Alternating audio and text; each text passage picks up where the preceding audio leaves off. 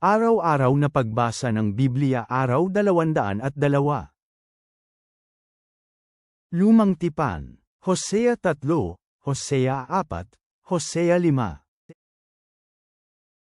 Bagong Tipan, Romans 6:15-23, Romans 7:1-6.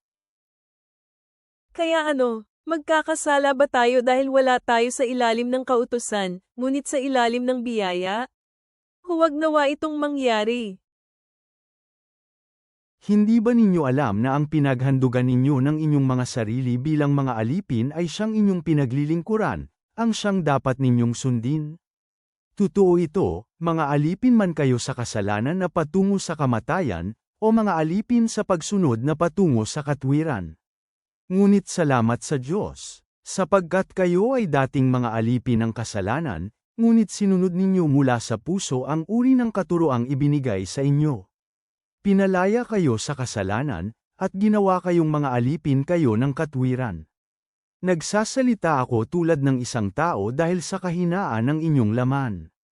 Sapagkat gaya ng paghahandog ninyo ng mga bahagi ng inyong katawan bilang mga alipin sa karumihan at kasamaan, ngayon, sa ganoon ding paraan, ihandog ninyo ang mga bahagi ng inyong katawan bilang alipin sa katwiran para sa ikababanal.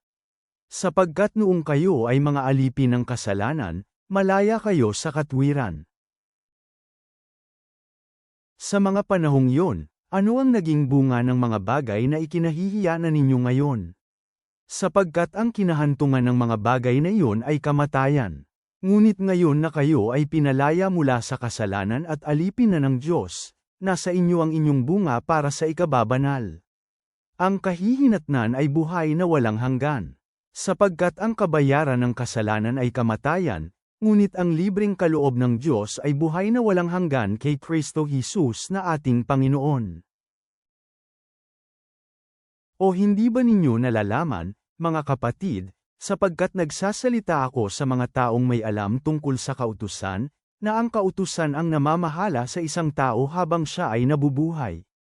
Sapagkat itinatali ng kautusan ang asawang babae sa kanyang asawa habang siya ay nabubuhay, ngunit kung mamatay ang asawang lalaki, malaya na siya sa kautusan ng pag-aasawa.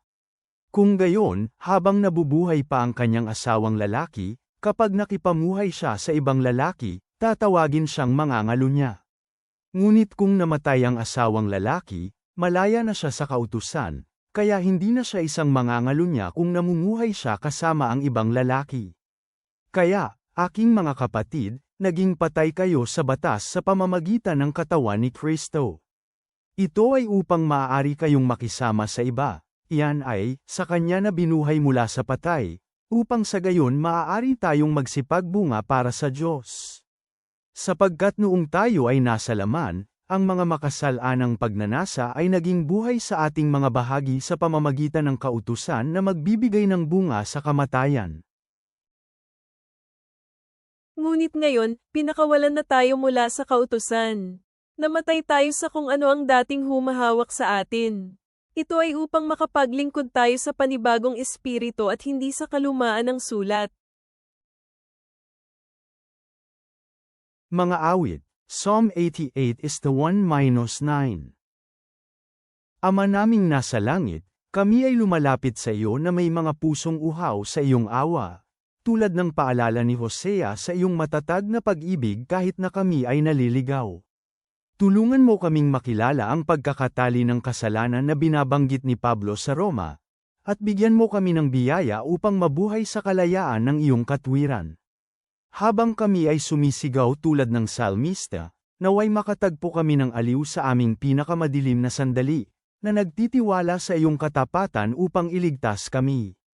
Naway maglakad kami araw-araw sa liwanag ng iyong katotohanan, na pumipili ng buhay kaysa kamatayan, at nagpapakita ng iyong pag-ibig sa mga nasa paligid namin. Kami ay nagpapahinga sa iyong hindi nagkukulang na pag-ibig, O Panginoon. Amen.